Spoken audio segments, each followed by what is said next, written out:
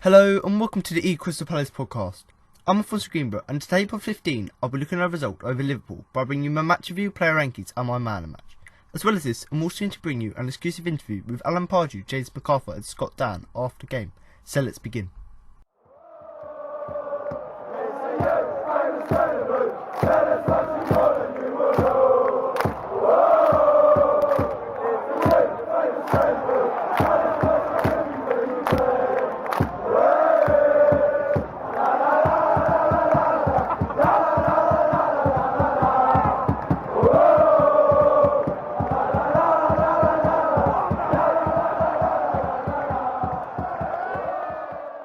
In another high-scoring affair between Crystal Palace and Liverpool, the Reds managed to come out on top of a 6-goal thriller despite a dogged display that saw the hosts level twice.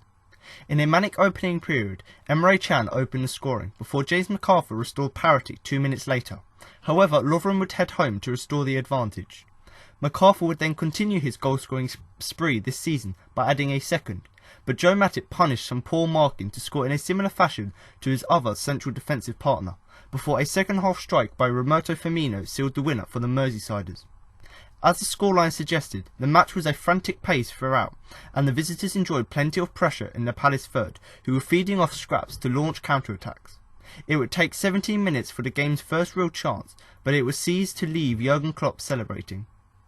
A slick one-touch move began when Coutinho slipped the ball goalwards towards Moreno on the left, who managed just to stay onside by fraction to first time pick up the run of Can, who advanced into the box to tuck the ball into the bottom corner via a slight deflection off Scott Dan. That would be the first of 3 goals in just 5 minutes affairs, as Palace found an immediate way to draw level. A clearance by Steve Mondonda was flicked on by the head of Christian Benteke, but Matip managed to mop up and find his centre-back partner Lovren. But his pass to Karius was easy for McArthur to nod over the Reds keeper, stranded in no man's land, and find the empty net.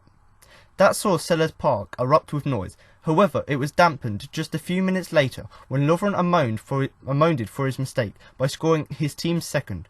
Once again, Coutinho was involved as he sent a corner into the area, and the Croatian managed to get around Scott Dan to head the ball goalwards between Mondonda's legs to restore the lead. For a while, it looked as though Liverpool were going to run rampant with their constant pressing, which was causing the hosts difficulties, and Moreno cracked a shot from a tight angle against the post. But whilst creaking, Palace were surviving, and suddenly on 33 minutes they had drawn level once again. A long ball by James Tompkins was found by the dominant Benteke, and the striker's header found Wilfried Zaha on the right.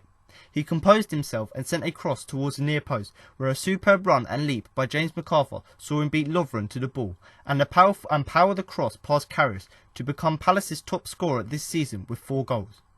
The first half was a thrilling affair, and Liverpool came back at the Eagles, with Mondonda pulling off a world-class save to push a Coutinho header onto the post. And then Sadio Mane should have fired his team back in front when Nathaniel Klein ghosted in from the left and teed up the Senegalese attacker right in front of the post, but he sent it over the crossbar from 10 yards out. But they did take the lead into the first half break, 2 minutes before the interval, when Liverpool took the lead for the third time in the half. Once again, it was a set piece that was Alan Pardew's men's undoing, as Coutinho's delivery was dispatched by the head of the unmarked Matip to make it 3-2 to the visitors, as a pulsating 45 minutes came to a close. The action didn't stop after the restart, and with the tails up attacking the homestead, Palace were lively in the opening stages, and Benteke smashed a shot on the turn goalwards that Karius did well to block, and after Mondonda's outstretched foot denied Mane at the other end when he burst through, the Belgian once again forced the German goalkeeper into another save as he attempted to bend the ball into the far corner. It was all the home side during the first 20 minutes of the second half, who had 3 penalty appeals turned away. But just a minute after the strongest one, when Zaha was fouled in the box, Jordan Henderson played an inch-perfect pass into the path of Firmino, who dinked the ball over Mondonda to finally put clear daylight between the teams for the first time all evening. After Zaha fired straight at Karius and Jason punching fizzed one over the top, Palace seemed to have run out of steam, and Mandanda would save from Coutinho one final time after Mane picked out his teammate. But the goal fest would finally end at 6, with the Eagles on the wrong end of the result.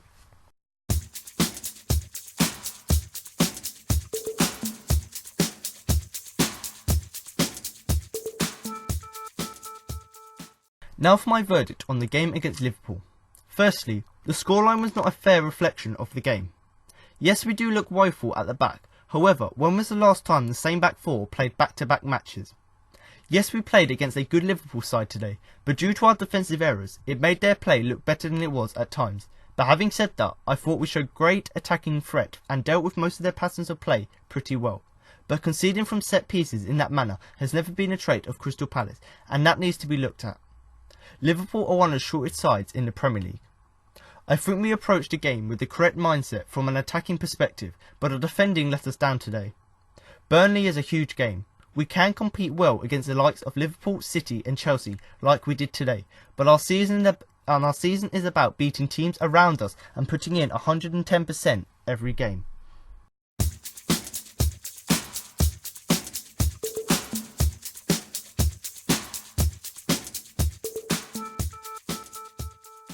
Crystal Palace conceded defeat to an excellent Liverpool side who once again showed their title chasing intent. In the first half, Palace showed Jurgen Klopp's side far too much respect and ended the half 3-2, even though Palace showed great attacking intent. But in the second half, Alan Pardew's men battled through, but ultimately their efforts were insufficient as the visitors ran out as 4-2 winners. Now some positives from the game. Although Palace had the right attacking intent, Liverpool dominated the first half. But despite this, Palace did make a battle of the game in the second 45 minutes and were unlucky with 3 penalty shots which all could have been awarded, before Liverpool scored their 4th goal. Once again, Cabaye, Zaha and McArthur impressed, with all 3 of them creating and taking chances respectively. Mandanda also impressed, and even though he conceded 4 goals, he made a number of world-class saves. Now for some negatives from the game. The dominance that Liverpool had in the first half and the lackadaisical defending from set pieces put Palace on the back foot for the rest of the match. These errors, both tactical and individual, gave Liverpool an unassailable lead. But Palace had no problem creating chances, but if we are to beat teams, we must take our chances and not waste them.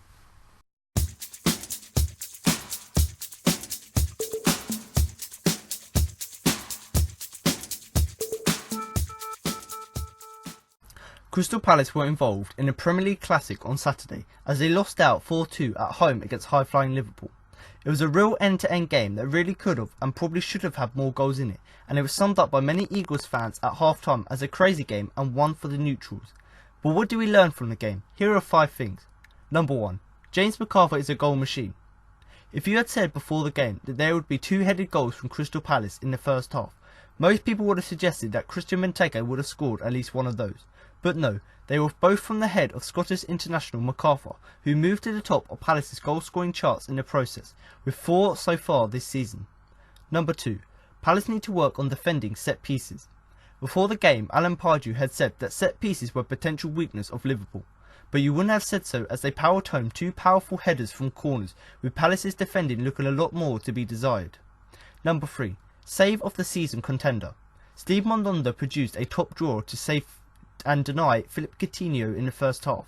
The little Brazilian's header looked destined for the goal, but the French goalkeeper made a superb stop, tipping the ball onto the post and earning the plaudits of the fans, with a large roar of "Steve" accompanying the save. He also made a good save with his feet to deny Sadio Mane in the second half too. Number 4. Liverpool are in the hunt. Many pundits have debated whether Jurgen Klopp's men are title contenders in the Premier League this season, but based on their attacking play alone, you would have to say that they are. The Reds looked a threat every time they went forward and could and probably should have scored more goals. Defensively, there is still clearly work to do, but they look like a team that can have the players to outscore most teams. And number 5, Pardew showed that he is willing to change. It was perhaps a surprise to some fans that Andros Townsend was dropped to the bench for the game, but it showed that Pardew is not afraid to make a big call. Chong Lee was given an opportunity to impress, but he didn't really take it, and Pardew made a change to bring on Townsend midway through the second half.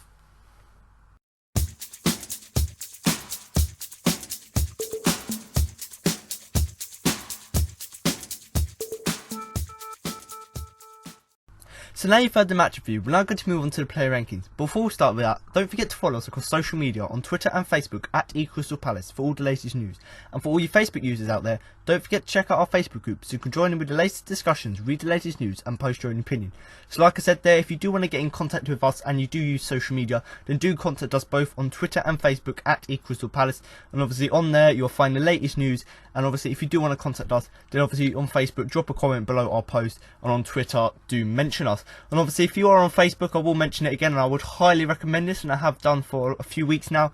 If you are on Facebook, do join the Facebook group, because like I said, there's a lot of discussion on there. All of the latest news is also posted there, and also fans post their own opinion after the game. So if there's something you saw in the game that you think other fans might not have seen, then post it on the Facebook group so other people can hear your opinions, and obviously we can add a little bit of discussion to the group. But you know what? Like I said, if you do want to get in contact with us, use either Facebook or Twitter. And obviously, if you are listening to the podcast on YouTube, drop a comment below the video on YouTube and just explaining what you thought of the game. And I have set a challenge to the listeners last few weeks and see whether anyone would give me ratings or give me their player rankings. So obviously listing all of the 11 players and the subs and giving them ratings from 1 to 10. So no one's actually done it yet, but I want to see if someone can do it so we can compare my player rankings to your player rankings and see how we both thought that the players perform throughout the game. And obviously, recording this podcast, I know personally that the school I go to, there's going to be quite a lot of Liverpool fans listening to the podcast. So don't put hate on me because you beat us 4-2, but actually listen to the podcast and to what I had to say, because actually the scoreline didn't really reflect the way the game went, because actually it was a very good game of football, but because both teams were very bad defensively, Palace being a little bit worse, it resulted in the game being the result it was. But certainly, if you are a Liverpool fan listening to the podcast, do bear with me and listen to my opinion and hear me out, because actually, yes, the scoreline was very bad for us, conceding 4 goals, but actually the result was good as well. And as for the penalty appeals, last season, when Benteke got the penalty in the 93rd minute, I went into a bit of a rage. But this year, I'm not really going to go into much of a rage, because like I said, and I keep saying this, it was a very good game, so there's no need for me to get angry about it. Because if you look at the positives which you've heard already, there are a lot of positives and good things to take from the game. So, if you do want to drop a comment below the video as well of what you thought and your perspective of the game, then do go ahead and do it. But obviously, we're going to start with the player rankings now, and we're going to start in goal with Steve Mandanda, who I'm going to give an 8. But for 2 incredible saves, the scoreline could have been much worse. So obviously, Steve Mandanda, is very simple what to say about him. If it weren't for the 2 fantastic world-class saves he made, we probably would have lost the game about 6-2, which would have been a complete embarrassment for the team. Because, in saying that, yes, we lost 4-2, but that was, not a real good interpretation of the team. And certainly losing 6-2, maybe more than that, wouldn't have been a good interpretation of the team too. But obviously, Steve Mandanda in the game, he made 2 fantastic, crucial saves throughout the game. One from a Coutinho header, and I believe the other one from Sadio Mane as well. So both of them, very good saves. The first one with Coutinho, the header a cross got into the area, headed down by Coutinho. Mandanda managed to get low, stretch his arms out and parry it out. It hit the post and went out. And the other one, obviously, Mane coming one-on-one with him. He got past the defender. Steve made himself big, spread his legs out and his hands, and managed to deflect the ball out. So, in the game, he made crucial saves. Them 2 are like the main ones completely. But, if it weren't for him, we wouldn't have been able to do that. And obviously, in the last few weeks, I've discussed his distribution in the game, and this game was a clear example of his distribution. In this game, he sort of got the pre-assist, as I like to call it, for one of the goals. Obviously, a lovely clearance when he got the ball back up the field. Benteke headed the ball down to Wilfried Zaha. Zaha done a bit of skill on the left or on the right hand side, whipped the ball in from McArthur. McArthur scored. So if anything, Mandanda helped set up that because of his fast, very deep distribution. He managed to get the ball away very quickly and set up that goal. So, that was a very good part of the game. And the reason I've given him an 8 is it's just mainly because of the world-class saves he made. But like I said at the beginning, I've already highlighted it. But if it weren't for him, the score maybe could have been 5. It could have been 7. Okay, it could have been 7-2, because, he kept us in the game by making crucial saves throughout the game. And yes, you should say that, the defenders should be giving the goalkeeper more cover. But in this game, the defence wasn't very good. But in saying that, Mandanda was able to cope with that and obviously therefore make these fantastic saves. So, the last few weeks he's had a bit of a blip with his performance, not performing to the best of his ability. But in this game, he showed us why he is a world-class keeper. Moving on to the back four, which consists of Joe Ward, James Tompkins, Scott Dan and Martin Kelly. So starting with the right back, Joe Ward, who I'm going to give a 6. Unusually, the majority of goals in the game came from creativity through the centre of the pitch. Ward did not do anything as he wasn't needed. So obviously Joe Ward here, the reason I've given him a 6 compared to some of the other players which I'll go on to talk about is because out of the defensive players, he was probably the best defensive player. And that might not be necessarily because of his defensive work, because defensively we were very dire, but offensively, he was the best player, you know, running down that right flank, trying to get crosses in, trying to make space forward. And obviously, when the likes, or when other players came forward and tried to make chances for, obviously, Liverpool, he was able to cope with their chances and obviously, you know, narrow them down to the 4 goals they had. And, you know, it's unusual for him not to have much creativity or much impact on the game, because obviously, when he's going forward defensively, he'd try and get crosses in, try and link up with Zaha. But in this game, he couldn't really do that, you know, because most of the defence weren't playing well. And obviously, like I said already, most of our play, most of our attacking play was quite central. Obviously, the likes of McArthur and Cabaye being crucial to that, you know, that the way we were playing, which meant that Joe Ward wasn't really in the attacking sense of the game. And obviously, when he's not in the attacking sense of the game, we see the best attributes of his defensive work, which didn't really have to be used very much because just as a unit defensively, we weren't very good. But, you know, it's unusual for him not to have an impact offensively, but certainly out of the 4 defensive players, he was probably the better one, because, and that's why I've given him the 6 rather than the 5 I've given to all the other defenders. The reason I've given him that is just because out of all the players, he added that little bit more offensively and obviously a little bit more as well, but not much defensively as well. Obviously, moving me on to the centre-back, James Tompkins, who I'm going to give a 5. Responsible for the 3rd goal by losing Joe Matip at the corner, and was slow to react with the through ball for Roberto Firmino's goal too.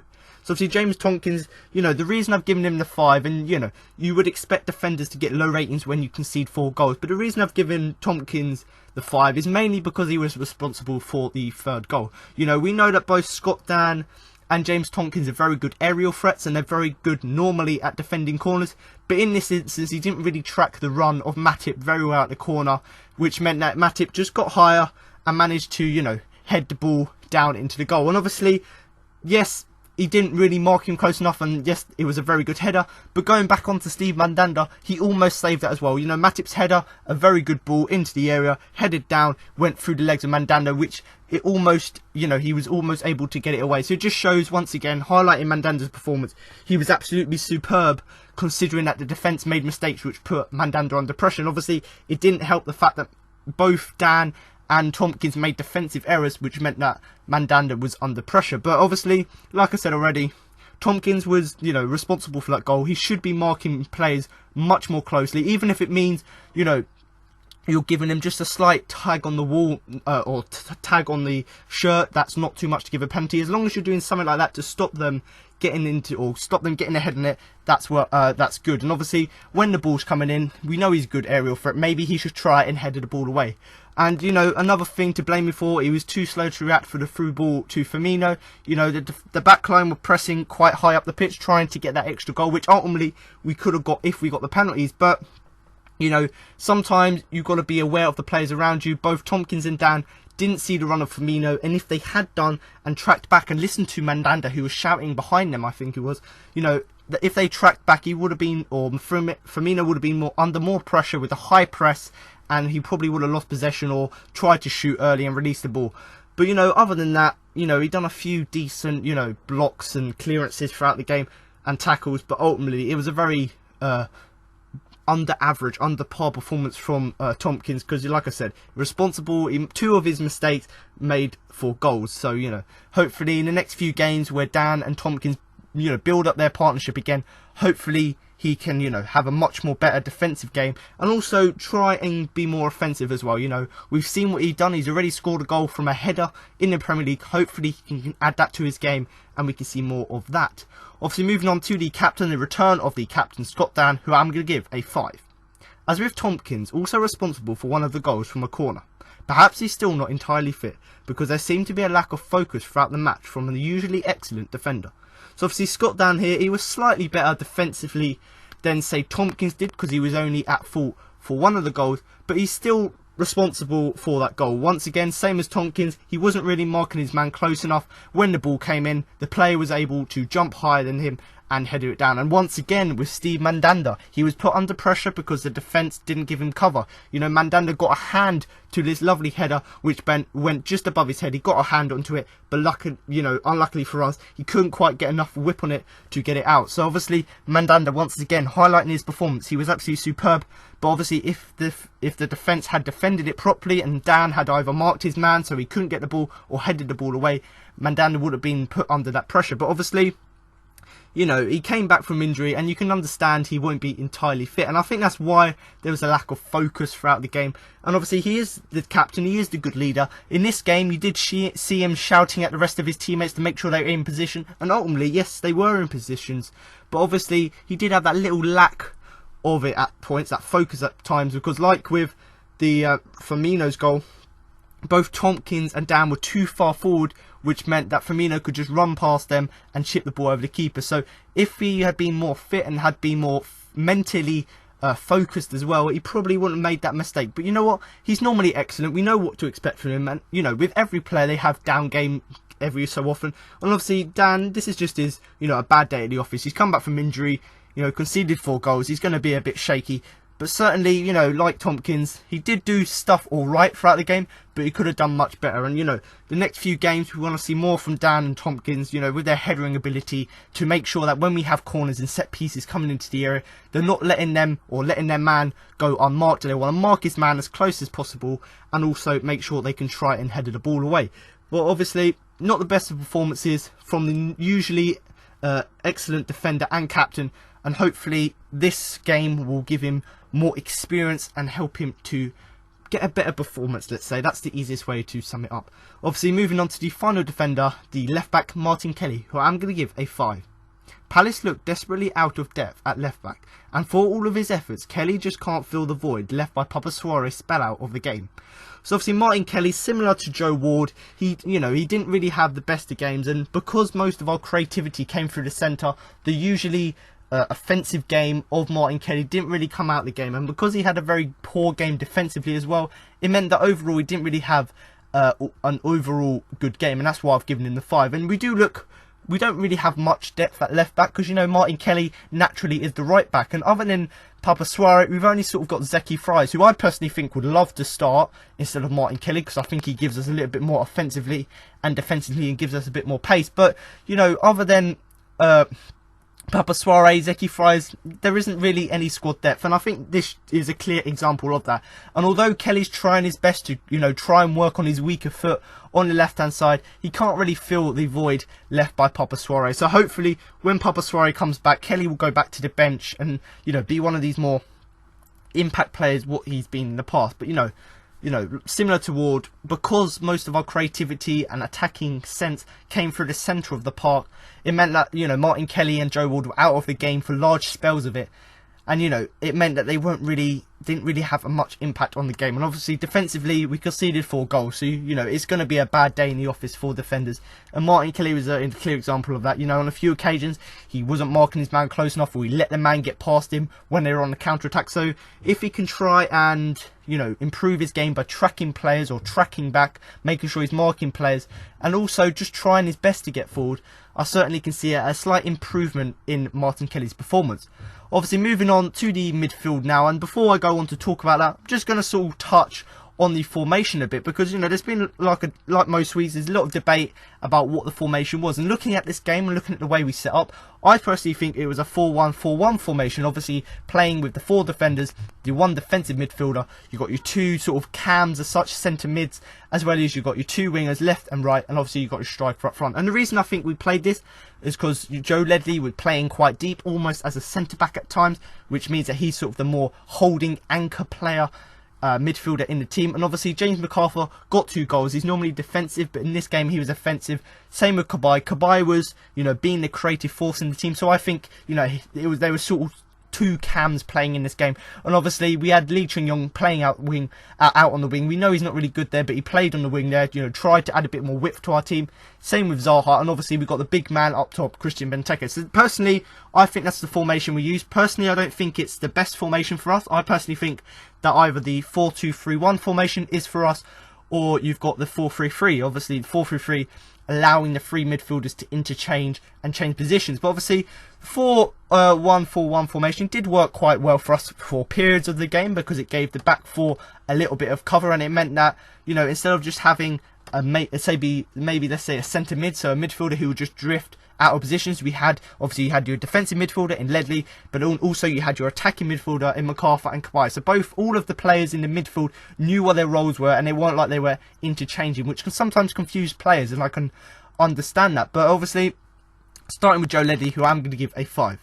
Struggled against the intensity of Liverpool's midfield and was often caught in possession. So obviously Joe Ledley here, we know he isn't the fastest player, and you know, Liverpool have got some really, really fast players, so we did struggle with that. And obviously they play quite a high intensity with the pace, you know, constantly putting on pressure. And obviously Ledley, he hasn't got the stamina to do it, so he did struggle a bit. And often he was caught in possession. We know that Ledley's quite a good passer, he's quite a good shooter. But occasionally in this game, you know, with the high press that Liverpool were playing, with the intensity, he would think for too long, which meant he got the possession got given away, and obviously Liverpool could counter. So in this game, it would have been better for Ledley, because we know he can pass, we know he can shoot, but it would have been better for him playing in that anchor role in front of the midfield, or in front of the defence, rather than putting him under pressure by giving away possession. If he had just done the simple pass back, or just a simple hoof, you know, as the saying goes, if in doubt, hoof it out. If he had hoofed it out, they wouldn't have been under that pressure, and he probably would have had a better game. But like I said, you know, he isn't fast. He can't cope with the intensity of, you know, fast, high press players. So I can understand why he didn't have the best game. But, you know, he did give alright defensive cover for most of the game. You know, like I said, where he was playing the anchor role, he was just giving them a little bit more protection, which ultimately led to us only conceding 4 goals. And it may seem funny me saying only conceded 4 goals, but we could have conceded way more goals. But I think Ledley was sort of crucial to that. But like I said, if he was to improve his performance, he needs to be able to hold on to possession more. You know, whether that be he does the same what McArthur does and just sort of run at a player and try and spin around them, or whether it be just a simple pass back. Because, you know, at the end of the day, games can be won or lost on possession, and I think this game, if we had more possession and more control of the game, we probably could have gone on to win the game. Obviously, now to move on to the 2 cams in the team, starting with James McArthur, who is a hot contender for man of the match, and I must say that now. So if you do want to listen to the rest of the podcast, you'll hear who I thought the man of the match was and who the winner of the Twitter poll was. Obviously, James McArthur, he scored the 2 goals, and for that reason, I am going to give him an 8. Scored an optimistic effort for Palace's first and a wonderful header for their second. Did all he could to get Palace a result. So obviously Alan Pardew after the game did come out and say that because of McArthur's work rate, he didn't really deserve to be on the losing team. And that is completely right. And that's why I've given him the 8. Because he did whatever he could. He put in all of his efforts and all of his energy to make sure that Palace got a result. And, you know, you could see that when he got substituted off, he was quite tired, which shows that he was trying to put in as much power and much intensity into the game as possible. And you know what, personally I would have liked to see him stay on the pitch, but because he's been prone to injuries of late and recent seasons, we're just going to make sure that we introduce him slowly back into playing a full 90 minutes. But obviously, like I said there, he scored a fantastic header, obviously lovely cross from Zaha into the box, lovely powerful header into the top right hand corner. Isn't really much to say about that goal other than the run up was fantastic. He was spatially aware, and obviously the header, the directness he managed to get on the ball to make sure it got in the right direction was fantastic as well. And obviously the other goal, once again, McArthur's game is all about the high intensity, high pressure, making sure that players give away possession because you're putting them under pressure. And obviously he done that in that occasion. Matip decided, Matip passed the ball to Lovren. Lovren, for some reason, decided to whip the ball in the air, about 10 metres in the air. McArthur saw that, so with his high pressure, he pushed forward, got the ball, and headed it over the head of Karius in the goal. So it's just showing there that his high press game is finally coming out and being useful, because it's showing us that it can make players make mistakes, and that's the whole point of the high press. You know, you want to put intensity on the players so they give away possession, and obviously in that occasion it worked because he got the goal. And you know, everything about his game was fantastic. Yes, he was not playing in sort of a cam role, so playing quite far forward, but you know, occasionally he would just go back into sort of the more deeper anchor role to help the likes of Ledley, because McArthur is a very good tackler. In this game he showed it, you know, with his lovely tackles. But obviously where he's playing more offensive, we saw his absolute fantastic hold up play from him, his fantastic runs, his fantastic passing ability, and also his link up play. You know, he linked up very well with the likes of Benteke. Obviously Benteke headed the ball down to him on a few occasions. Zaha got a few crosses in. So it's just showing you that McArthur, you know, he's spatially aware, he's working with the other players, and ultimately that's leading to him having fantastic games for Palace, and I think, you know, he'll be crucial as long as he doesn't get injured. He'll be crucial to the way we set up in the future, because, you know, the way we want to play this season is with a high intensity, and with him playing in the side, putting the team under pressure, I'm sure he can grab more goals. And obviously, as I'm recording this, he is the top scorer for Palace with 4 goals for the season. So if he can carry that on and get maybe 5, 6 goals, you know, he'll be able to help Scotland get to the World Cup. But that alone, he is a crucial asset to Crystal Palace. Obviously, moving on to his cam partner in Johan Cabaye, who I'm going to give a 7. Worked the ball well when in possession, and in the second half, he was given the responsibility to dictate Palace's play. You can see the quality he gives the team. So obviously a few weeks ago we were debating whether we should include either Puncheon or Cabaye in the side, or whether we drop Ledley and bring in Cabaye and then obviously play Puncheon as well. And we've been discussing this, and I think, you know, this game was a perfect example and of why we should be playing Cabaye, because he worked, you know, you could see the quality he gave, you know, on and off the ball. He was fantastic. You know, when he was on the ball, he was able to find passes, create opportunities, take one himself, you know, lovely curling left foot. He got in a few occasions. His corners were very good as well, although they didn't come to anything. So you can see his quality on and off the ball, and obviously off the ball as well. You know, he was spatially aware, much like McArthur. So when the likes of the wingers in Lee, Andros, Zaha, when they got the ball, he was able to be aware of where the threat was coming in and try and get on the end of it. And you know what? He worked on the ball very well. You know, when we had possession, he was very good at holding up the play, waiting for players to support, because obviously Liverpool were packing men into the box to make sure we couldn't get past. So it was very hard for us to get forward. So he would try and get people, you know, in support. And in the second half, he was given the responsibility to dictate Palace's play. So if he wanted to go on the counter-attack, he would be the one to set that. He'll be the one to start the run, to make the space for ultimately to find a pass or to find a cross, or even to have a shot as well. So I think the way he dictated Palace's play was quite crucial to the way we played against Liverpool, because if it weren't for the way he took responsibility for that, we wouldn't have been able to know when to counter-attack. But because he had that responsibility, he was able to say to the team whether he should attack or not attack, and obviously on most occasions he chose to attack, and ultimately they were the right decisions, because when he went forward, he made sure he ran into space, so he dragged the player over so he can make more space for another player, and obviously he found the pass. And like I said already, you can see the quality he gives to the team, the fact that he can dictate the way that a whole team plays, and you know, and the fact that he can supply chances from that responsibility just shows the absolute quality he's got. And I think he fully deserves the 7, because he was playing in that attacking role. He was constantly putting pressure on Liverpool, and ultimately was unlucky not to score himself. You know, a few occasions he could have scored if he had not passed the ball, or whether he had a shot, because we know he can hit them from range, and a few occasions in this game he probably could have hit, you know, a few shots from range. But ultimately, a very good game from Johan Cabaye.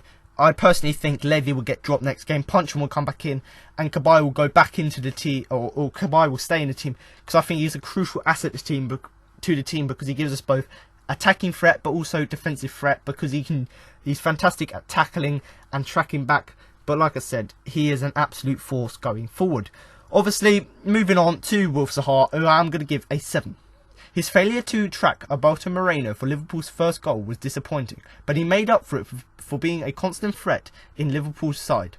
Despite accusations of diving, he should have been awarded a penalty for at least one of his fouls inflicted on him in the penalty area. His assist from McArthur's goal was also excellent. So obviously, starting with Wilf Zaha, I might as well start with the penalty. And I know Liverpool fans will probably be listening to this part of the podcast because they want to see what I had to say about the penalty. And obviously, like I said at the beginning, in the positives and negatives, there were 3 penalty appeals. 2 of them were sort of at the same time, and the other one was another foul on Zaha. Now, all I've got to say is, people say it was a dive, so it doesn't warrant a penalty. But if it was a dive, then why didn't the referee book him? And that's the question I give people, because if something wasn't a dive, or if something was a dive, you book the player for stimulation. But in this instance, the referee didn't book him and just went for the goal kick. So it obviously shows that it wasn't a dive, it just wasn't sufficient enough for the penalty. But that aside, certainly at least 2 of the fouls, in my opinion, were penalties. Because obviously the first one, Zaha's running through on goal, you play it, can't remember who it was, sticks out the leg, Zaha trips over it. And yes, you may say that, you know, he's off his feet and he's looking for the foul. But at the end of the day, most players are looking for fouls. But if you look at the replay, he's running forward, and because he's quite fast, he lost his balance because someone put their leg out. So when you're running at full pelt, I know this myself, when you're running and someone sticks their leg out, you trip and eventually fall over. And I think that should be a penalty, because the rules say if you trip someone out in the box or you touch them in the box, that is a penalty. So that's another instance why it should be. And the other one, more or less identical. He's running through on goal, or he's running into the penalty area. A player sticks out their leg, barges into him, and he falls over. And you may say that that's a dive, but like I said already, if it was a dive, then the player or the referee would have booked the player for stimulation, giving him a yellow card. But in this instance, he didn't, because obviously the referee acknowledged that there was a shove there, but for some reason whatsoever, he didn't think that that was a penalty, even though the touch on Benteke last season he thought was a penalty. But that aside, he was unlucky not to get the penalty. Personally, I would have liked to see him get the penalty, because people say he's a diving player, but he isn't, because he's never looking for the dive.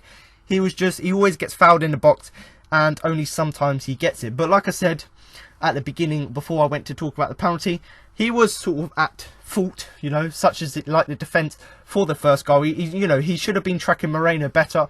But in saying that, I believe that it was Ward at the time who was playing on the right. Ward, as the defender, should be marking the player as well, because he's on the right hand side. Moreno's coming, and Ward should have been doing it. But obviously at that time Ward was playing more central for whatever reason, whether it was a tactical change, and obviously Zaha was left tracking him. And yes, he should have done better with that, but then at the end of the day, Zaha is naturally a winger, so he shouldn't really have to track back.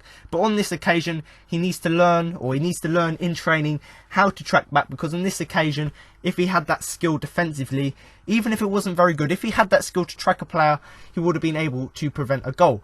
But after that, especially in the second half, he was a constant threat, going forward, running down the flanks, trying to get crosses in, trying to use his skill to get past players. And obviously on a few occasions, like I said, when he done his bit of skill, when he got into the box, he got tripped up and the penalty wasn't given.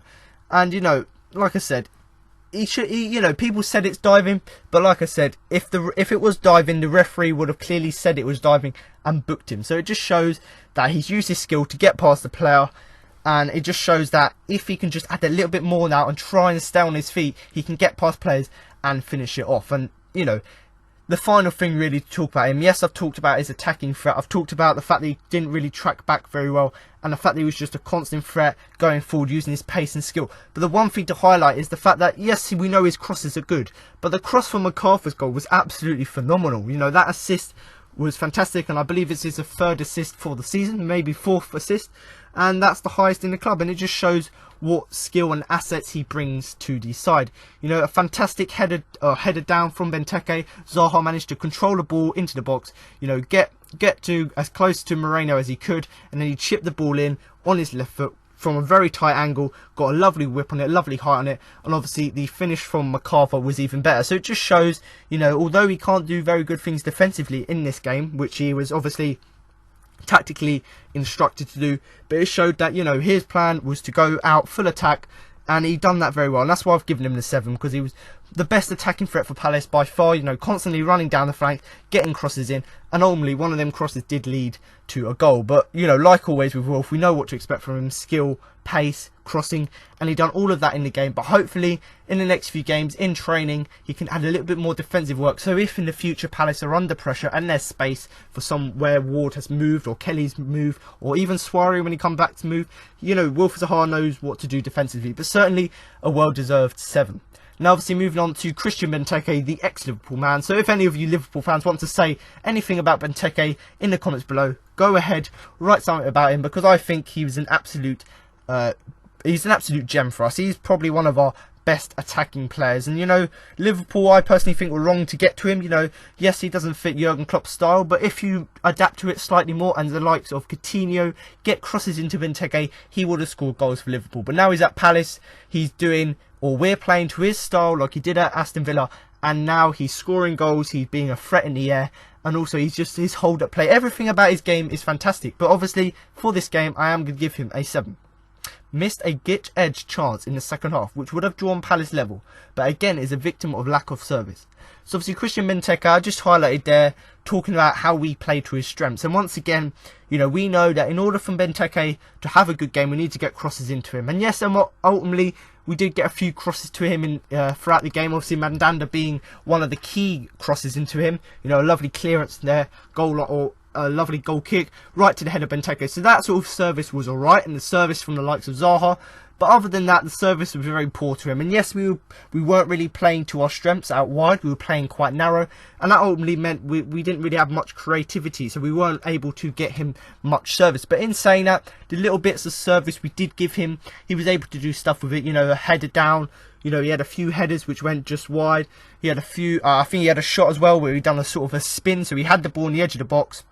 Or he ran into the box from the edge, got the ball just inside the box, done a little spin, hit the ball, and it could have gone if the keeper wasn't there, he would have snuck in the corner. But obviously a nice save from Kerry. So it's just showing once again that yes, we know he's got headering ability and he's fantastic at headering, but also he's got a powerful shot on him, and that shot certainly was a very good shot at all. It's very powerful, and it just shows his skill. He's got the fact that when he has the ball, he can control the ball himself, stay composed, do that little spin to sort of trick the player, and then have a shot. And that shot was a very good shot and a very good save as well. And obviously, yes, he did have a chance with his foot, obviously, in the second half where he could have, ran through the players and drawn Palace level, but, because we know, like I said, he's got a powerful shot. So we know that if he runs past the defenders, he can shoot it past the goalkeeper into the goal because, if it's powerful, the keeper ain't going to save it. But, it would have drawn us level, but you can't really fault him for that because other than that little hiccup, let's say, his whole game was fantastic. I don't know how else to say it because yes, you may think that because he hasn't scored in a few games, he isn't a very good player. But same with Jurgen Klopp. Jurgen Klopp's only scored a goal against Leicester. He hasn't really had, scored loads of goals, but his work off the ball is what is a asset to the team. And the same with Benteke. Yes, he's very good on the ball, getting crosses in. He's good when he's got the ball on his feet. Very powerful, very physical. And obviously the hold-up play is key to that as well. But obviously when he hasn't got the ball, he tries to create chances, tries to use his spatial awareness to get around the areas. Just everything about his game as well. He's a very hard player to talk about because yes, he didn't have the best service, so he couldn't really do that much. But then certain glimpses through the game, he was just absolutely fantastic. So he was one of these players who had a sort of hot and cold performance, but certainly as a whole, a very good performance from him. Offensively and obviously defensively as well. A few headers or a few corners he headed away, but obviously a well-deserved 7. Obviously moving on to the last player in our 4-1-4-1 formation, that is Lee Chun-yong, who I'm going to give a 6. Isn't suited to the wing role, and that showed again. Did his defensive duties when required, but offered very little going forward. So obviously Chong Lee is one of these debatable ones, and I do want you to comment below the video on why you thought he was brought into the side. And yes, Pardew came out after the game and said that the reason Andros Townsend didn't play is because he wanted to play on the right, and obviously you got Wilf playing on the right, but I don't see why Andros Townsend could have started on the right and played Zaha on the left, because in this game he changed flanks quite a lot, Zaha, and he was just as effective on the left as he was on the right, so I don't see why he couldn't play there. Obviously Lee Chun-yong, we know he isn't suited to the wing role. He isn't very fast, he hasn't really got much skill, so there's no point putting him on the wing because he can't get past players. But obviously, the thing he has got is the fact that he can cut inside and use his hold-up play. So he did do that very well throughout the game, but not to the as high standards we know he can do. Obviously, we know that when he's got the ball, similar to Benteke, he can hold up the ball, wait for support, and then pass it on, or do on McArthur and spin around the player and get forward. But obviously, when you're on the wing, he couldn't really do that because your main aspect of your game is just to run down the flank. But ultimately, like I said, he hasn't got pace, so he couldn't do that. And like I said, the defence was under quite a lot of pressure in this game. And I think Lee Chun-yong, similar to Zaha, did defensive duties, which were fantastic. And actually, his defensive work was much better than his offensive work. Because, he was playing quite deep. He tracked back quite a lot. He made a few crucial tackles and blocks throughout the game. And, ultimately, that, I said, yes, we conceded 4 goals. But ultimately, we could have conceded more goals if it weren't for him making these crucial tackles. Same goes to other players in the team. But, we know he isn't suited to that role. So when Pardew's put him in inside, we can understand why he doesn't play well. And I already said this. I don't see why Townsend could have played on the right and Zaha on the left and play Lee Chun-yong off the bench and play him down the middle. But, you know, I'm not the manager. I personally wouldn't mind a player playing out of position or playing on the opposite wing, because we know that Zaha's got both a powerful left and right foot, so it wouldn't make a difference where he plays. But obviously Townsend, not happy with that.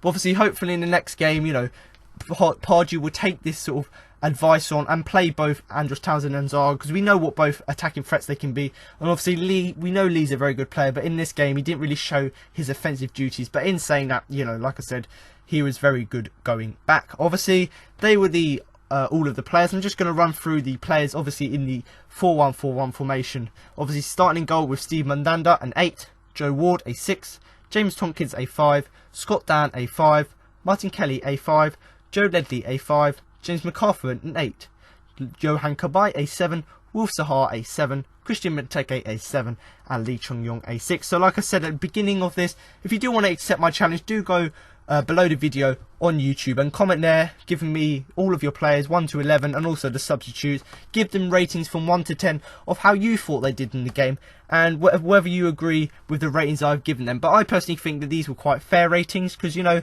people may say that the likes of Tompkins and Dan and Kelly deserve a lot less because they were at fault for quite a lot of stuff. But if you look at their whole game and what they gave to the team other than their mistakes, they actually had pretty decent games. And the same goes to Benteke.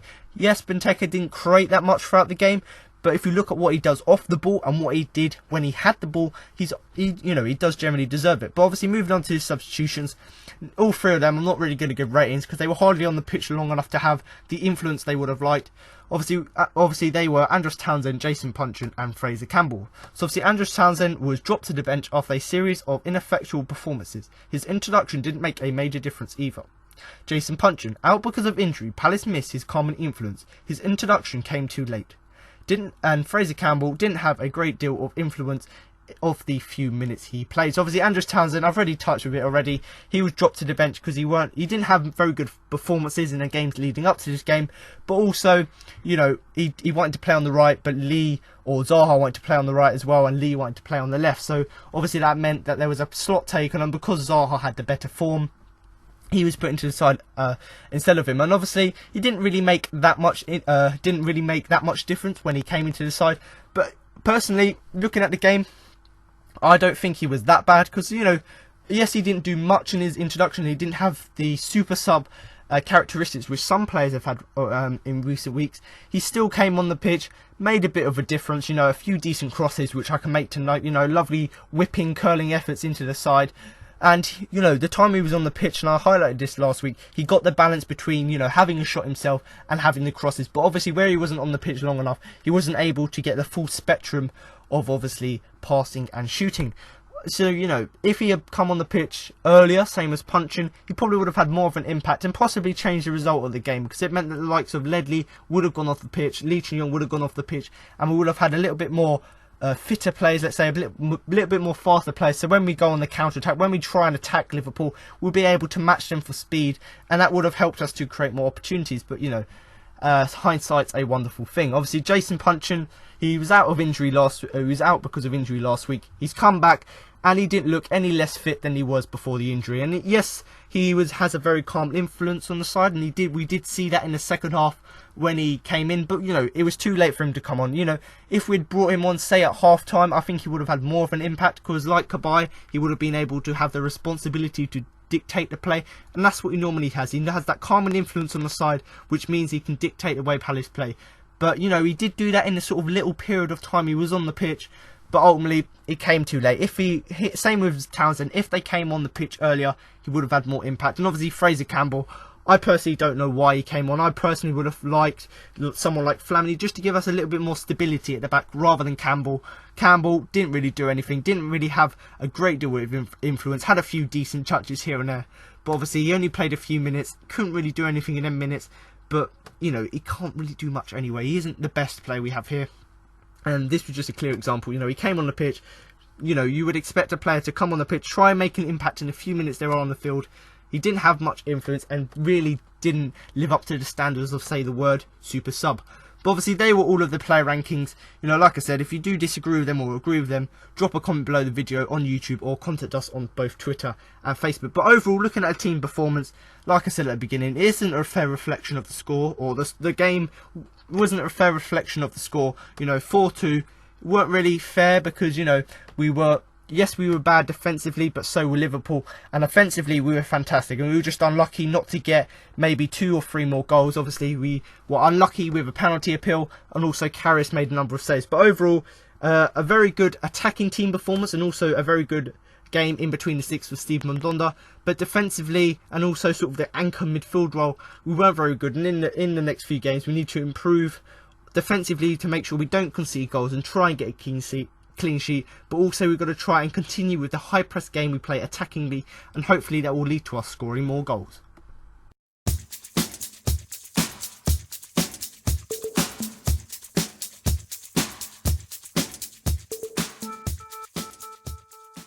Now to move on to the Man of Match award. Before I do that and give you my Man of Match and who I thought had the biggest influence on the game, and I'm going to give you the results of my Twitter poll. So the 4 nominations for this week's Man of Match award were Steve Mandanda, James McArthur, Jurgen Klopp and Wolf Zaha. So if you do want to vote in next week's Man of Match poll, it isn't run by Crystal Palace, it's actually run by my personal account, which is at the CPC podcast. So if you do want to give me a follow, obviously other than the polls I post on there weekly for the Man of Match award, you can also see on there the latest news. So if you do want to keep up to date with all things Palace, then my account is the way to go. But like I said, the 4 nominations, Mandanda, McArthur, Kabay and Zaha. We're going to start off with 4th place, who got 4% of the votes, and that was Wolf Zaha. In 3rd place with 13% of the votes was Yohan Kabay, which means in 2nd place and runner-up in this week's Man of Match poll was Steve Mandanda with 18% of the votes, and a quite impressive 1st place this week, and the winner of this week's Man of Match award for the game against Liverpool was James McArthur with an outstanding 65%. So congratulations, McArthur. You don't get a trophy or certificate, but you do get my sincere congratulations on what was a very solid performance by you. And, you know, ultimately, it was a very solid performance by all of these players, and that's why they are on the shortlist.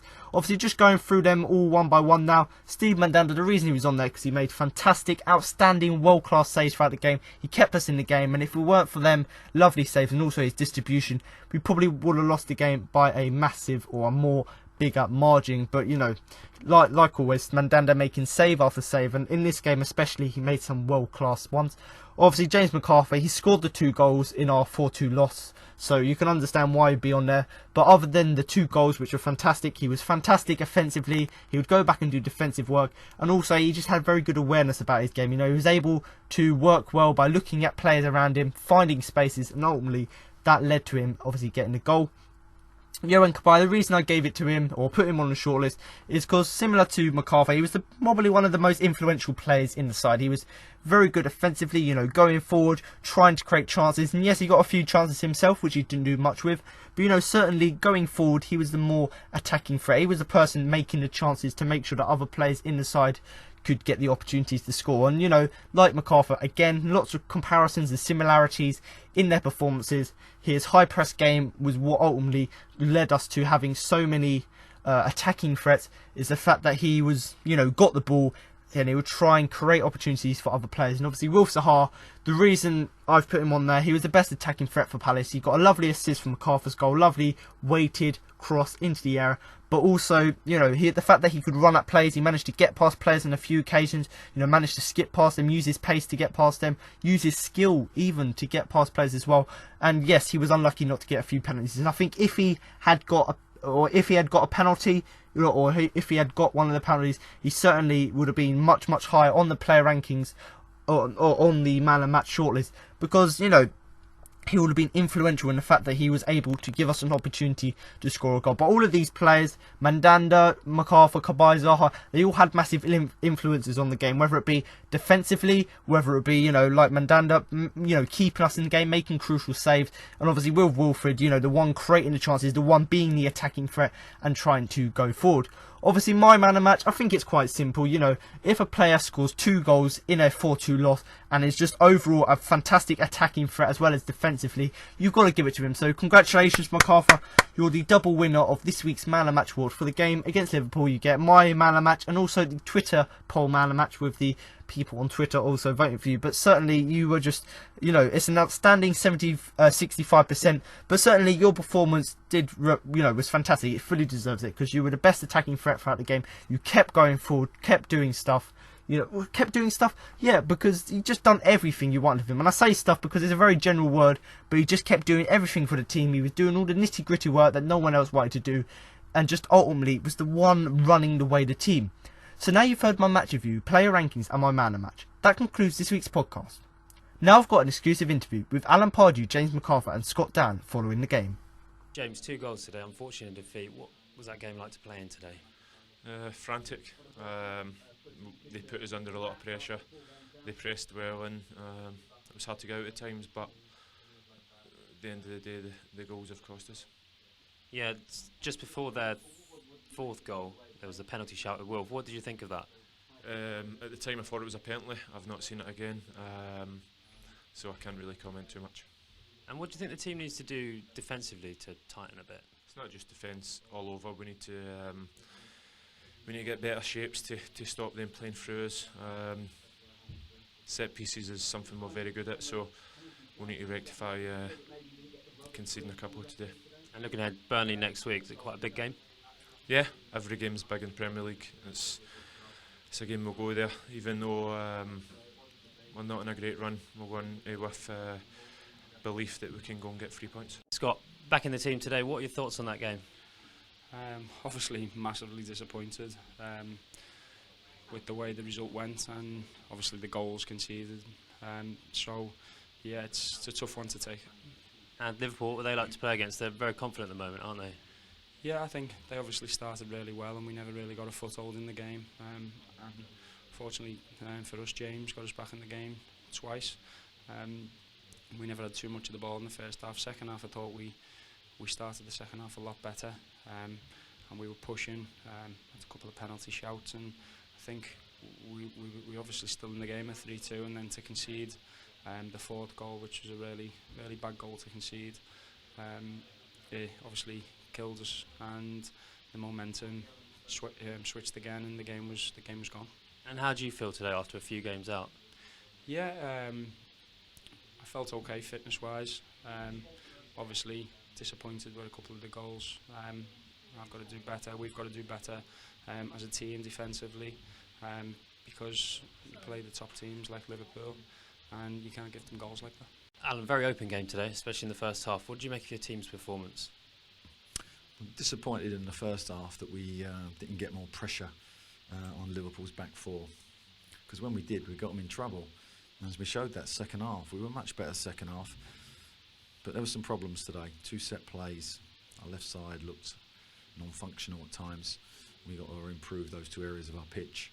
Our fans were brilliant tonight. They gave us a great effort second half. The 3 penalty claims and the 4th goal, which is a bad goal for us, took all the wind out of ourselves, and psychologically the game was probably won then. Yeah, what do you make of the penalty claims? Well, they're 3 contentious decisions, the same as what we had last year when it was given. And it's the same referee. I don't think I don't want to say any more about that. Got a game at Burnley next weekend. You're confident you can pick the players up on Monday? Well, we got to work hard to erase some errors today, which is unusual for us. We don't normally concede 4 goals, so that's an area we're going to need to improve on.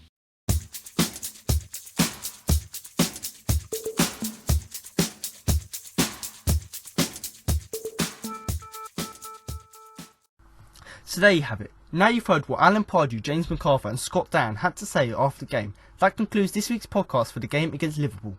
But make sure to come back next week for my post-match review of the game against Burnley. So thanks for listening, and remember to up the Palace.